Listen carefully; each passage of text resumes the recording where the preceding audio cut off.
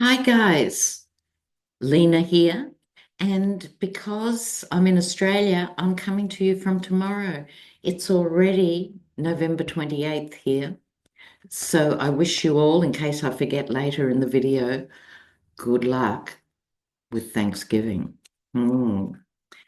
Now, so much has happened very quickly. And so I think we should just launch in. Firstly,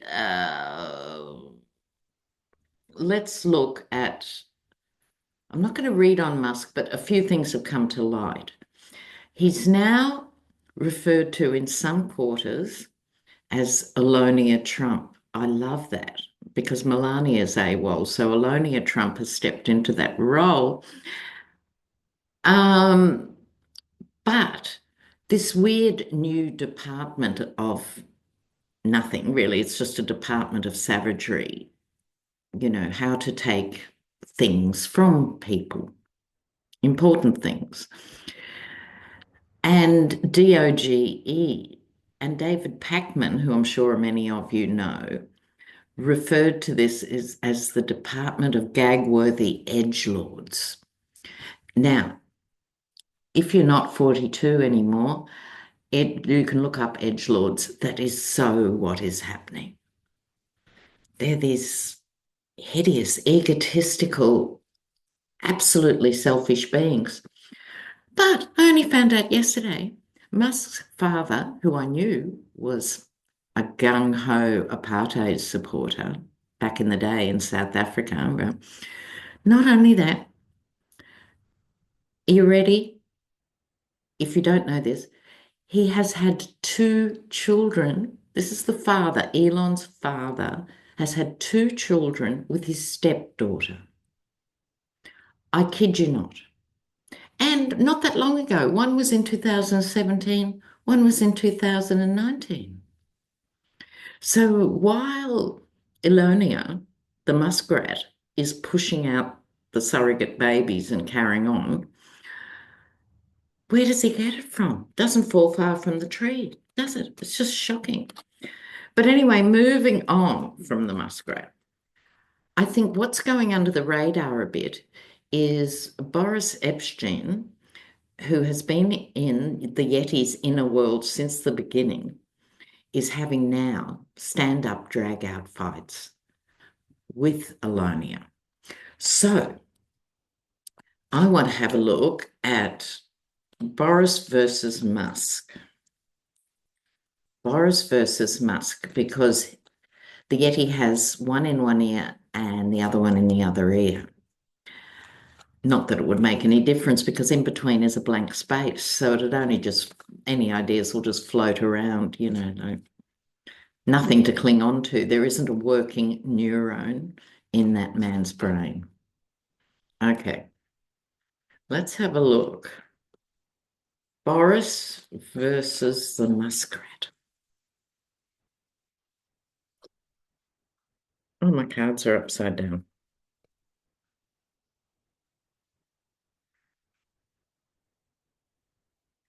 Oh, oh goodness. All right. Now,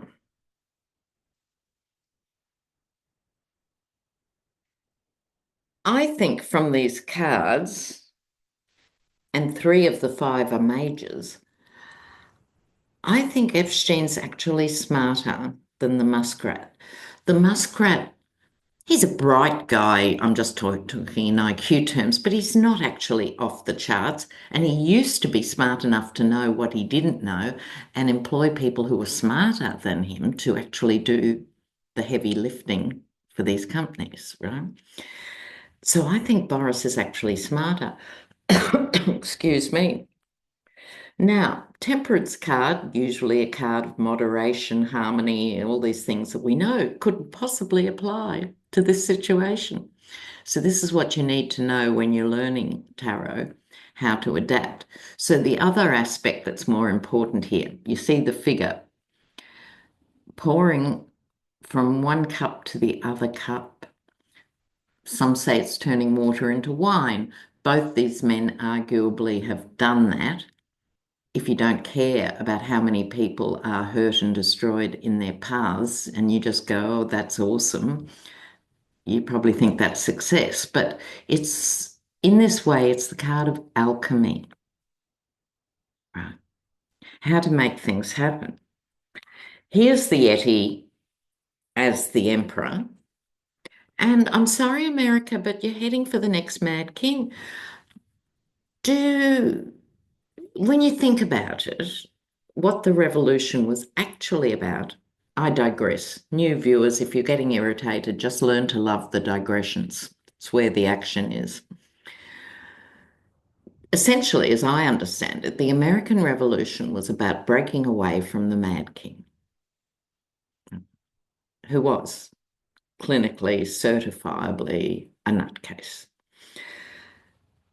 And so with Pluto return, this means you're having to do it again, which I might read on this more in more detail at the end of this. Now, I think Boris is unhappy that he's lost his sway and influence. I think that's why he's doing some calculations and actions behind the scene. It's going to come down to a judgment call. I don't think the two of them can operate in the same immediate sphere.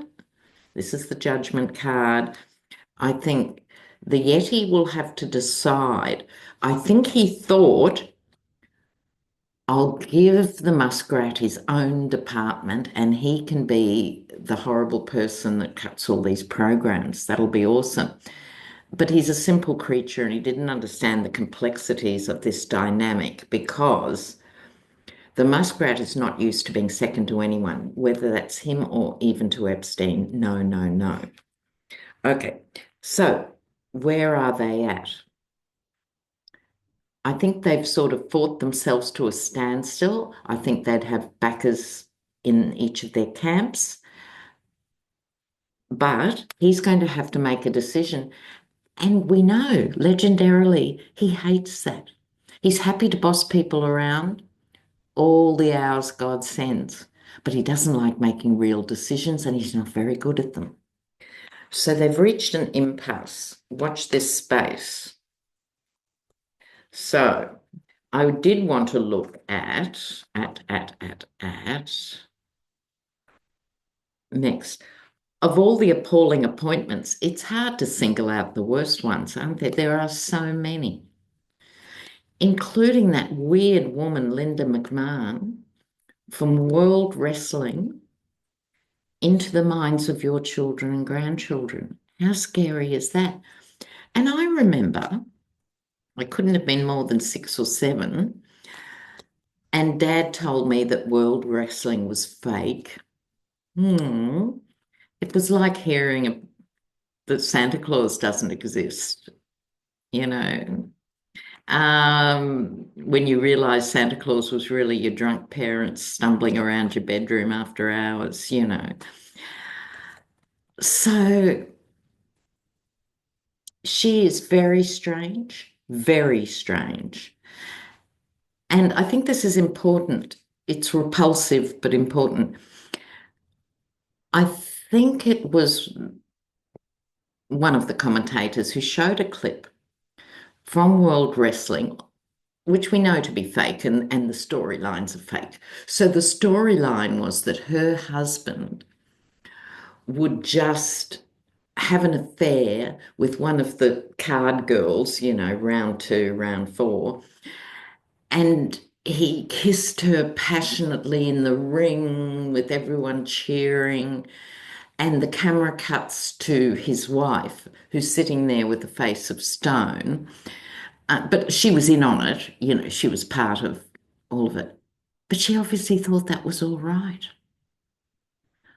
I'll just watch my husband kissing someone 30 years younger in front of the world and think that's okay. So she is not a well woman. Okay, but that's her. The one I do want to read on is Peter Hegseth,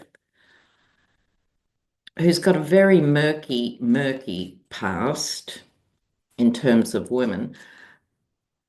But what he actually put out a book that says the military should be used for civil war to target Dems and Libs. Like really. Um, but I'm very disturbed. He's apparently got white nationalist tattoos. It's this Christian nationalist rather than white nationalist, Christian nationalism, which then inevitably is white supremacy because the two always go together. You know, somehow there's no non-Anglo Christians. If they actually counted up the numbers, they would be surprised, right? And because the Catholic Church has such a bizarre and deviant approach to celibacy, Anglos are no longer going into the Catholic Church. So the priests are all coming from the Philippines, Latin America, and the continent of Africa. I mean, everything about it. But part of the problem is they're into the apocalypse. Their idea is to destroy everything, and the virtuous will be swept up into the arms of Jesus, and the rest of us, I'll collectivize here, the sinners will all go to hell. So it's this very simplistic but apocalyptic view of the world, and that's his buzz. It's very disturbing. Will his nomination be accepted? Will he get through? The margins are getting smaller and smaller. Oh, look, if people had only watched a few near-death experience videos, they'd realize heaven isn't actually a place with pearly gates and long-bearded men. No. Sorry. Okay. So let's have a look. Will his nomination be successful? It's the Pentagon. Okay.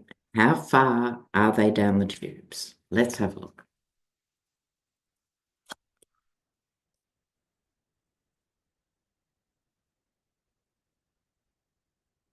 Well, the very first card is one of union and stuff. And if I was doing a one card pull, I'd probably say, he's pretty lucky. But there's more to this spread. So at the moment, the Yeti is standing by his pick. But he talks in terms of crusades, and this is like the Crusaders going at thing. So I'm hoping this story gets out because it's really important to realize, and I think we should start calling them all fundamentalists. And I don't have a problem with any particular religion or non-religion. Just don't ask me to share space with a fundamentalist. And I don't care of what persuasion. So there is this impulsiveness about this pick. Justice comes in here. He might not be able to pull this off. People will speak against his nomination. But there's this Queen of Cups here. Emotion getting closed down with the lid of the cup. Not quite sure what's going on. It's also the card generically of females and femininity. So there are only charges at this point, although I think we're going to hear more. Sorry, not charges, only allegations at this point. We'll hear more. But legally, he might not pass muster because, well, what used to be until 5 minutes ago, you had to demonstrate to be Secretary of Defence or any of these big jobs that you could work with both parties. If you're doing your job well and you keep your job, you have to demonstrate you're a grown-up. So I'd say it's not a shoe-in, not a shoe-in. Now, sorry, let me look at my next question here. Oh, now, don't be too distraught about Jack Smith filing away those cases. That's not the issue. I sort of expected this anyway, because the advantage of doing it without prejudice now means that case can be brought forward at another time and place. So it's actually the only responsible thing he could do.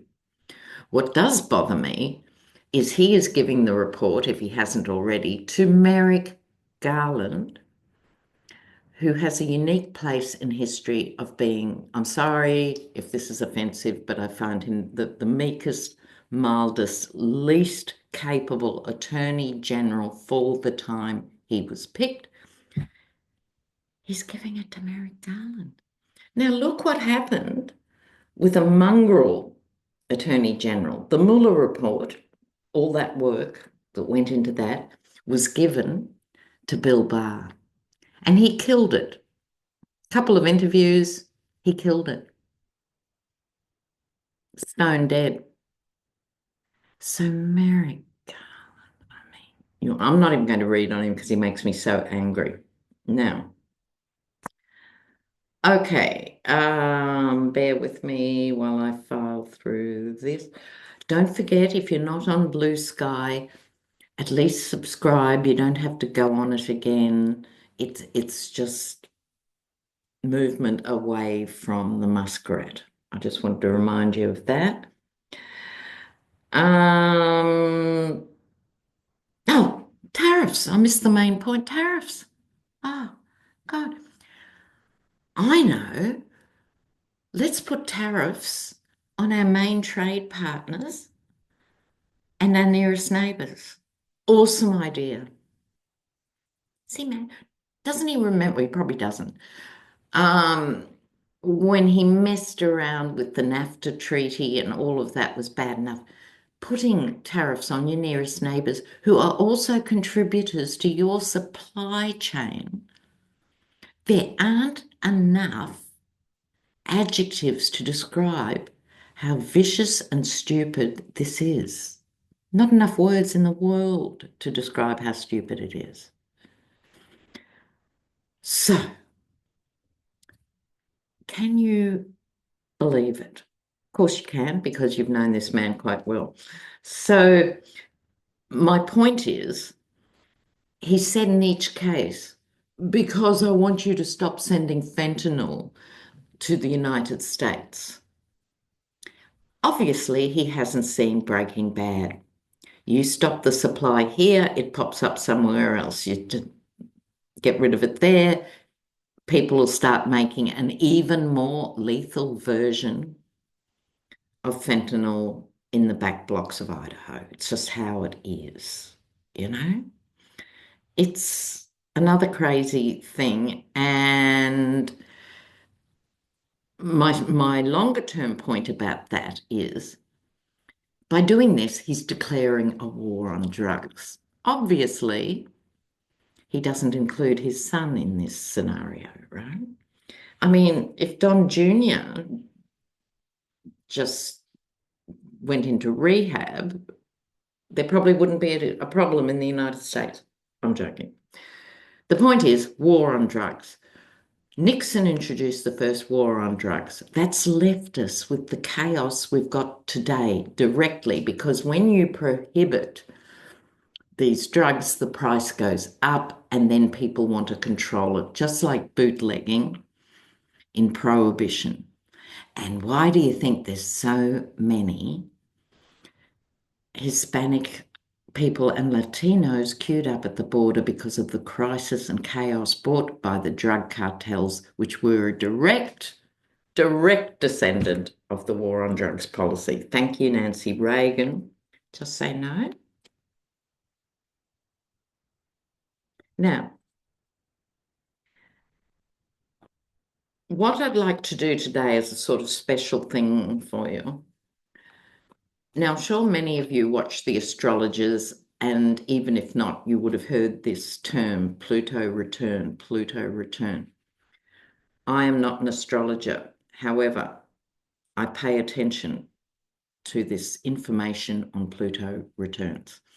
So Pluto is a planet of power, and when it returns to where it was, it causes mass upheaval to get rid of the rot. But that is distressing to people, right? It's very, very uncomfortable.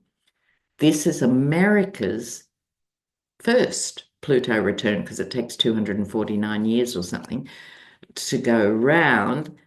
And that's, going back to all this stuff where you had to carve out the values and principles of the nation, which were always higher than the reality. But look, it doesn't hurt to be aspirational. So I want to take a few minutes here to look at this. Pluto return for the United States, not from an astrology point of view, from a tarot point of view, and also a sociology point of view. What are the lessons? Why is everyone going through this pain? What are the lessons? Okay.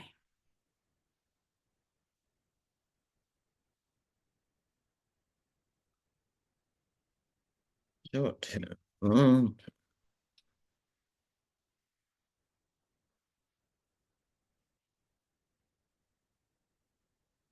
Oh, oh, phew.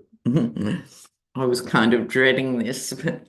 So we've got to start looking longer term, right? All of us, we'd all had wished and prayed this would have an end date, but it didn't work out that way.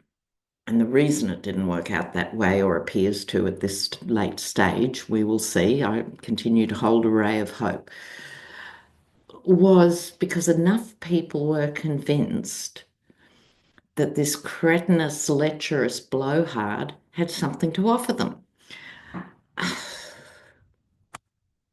The contract of ignorance. Anyway, we won't go there for now. Okay, what is this Pluto about? Now, this is talking to most of you guys who are American, but it has impacts on all of us wherever we are in the world.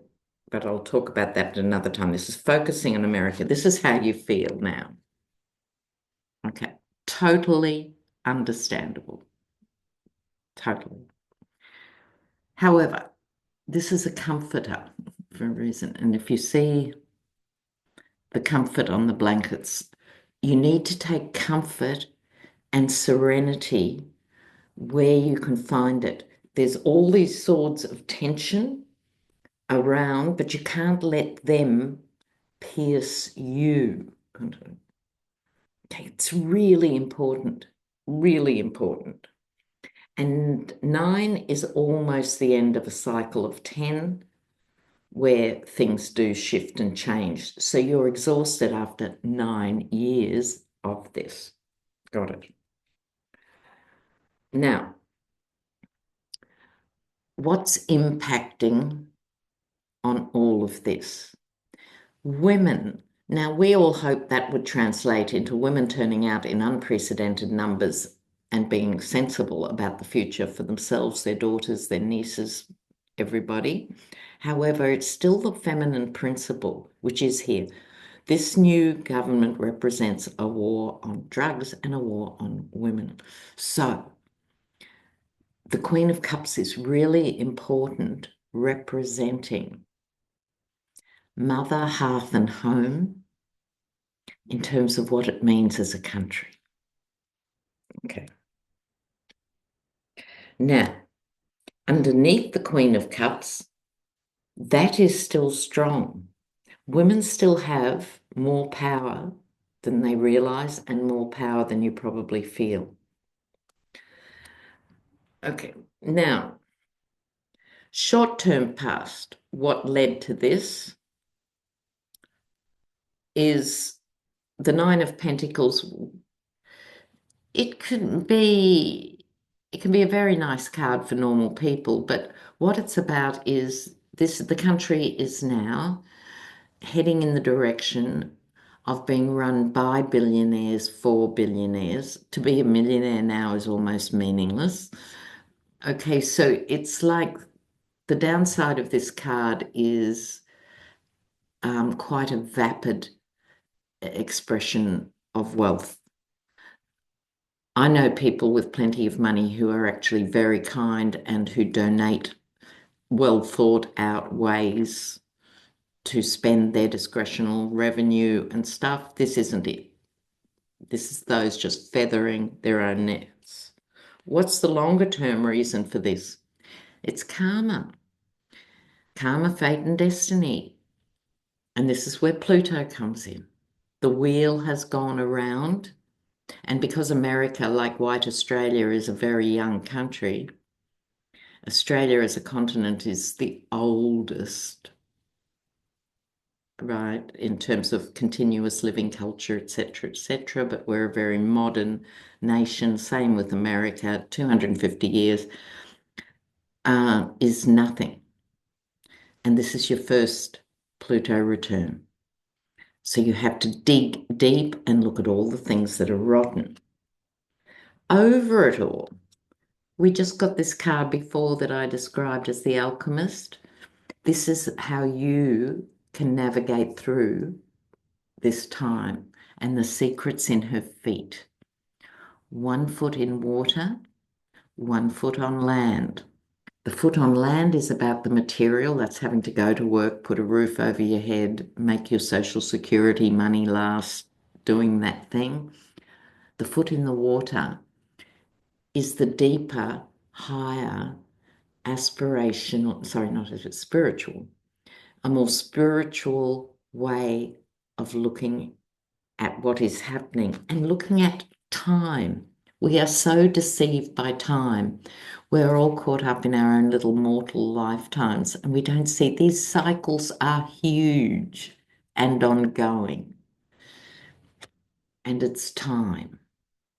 Right, so we have to find our balance through the chaos and the scariness. Really important to stay balanced and nurture yourself with this foot in the water. Short-term outcome, people won't know what's hit them. So much will be done in the dark. A level of crazy that's unprecedented, right? Dogs howling at the moon. This, though, is a lunar eclipse and a portal to those other higher spiritual realms, let's say, or your deeper soul, depending how you look at it. I don't want to get too woo-woo, but you can identify with the crazy. Like, let's put a 25% tariff on our borders, on our own, literally on our own borders. But longer outcome, victory. Now, I'm not going to put a number on that. It could be the midterms and a complete reversal. In the meantime, just be confident that these margins are very, very slight in the House and the Senate. So, guys, I've got to go. I'm sure you've got to go. So talk to me in the comments. I want to know how you're thinking and feeling. What are your plans? How are you dealing with this? Let me know. So you guys take care. Bye for now.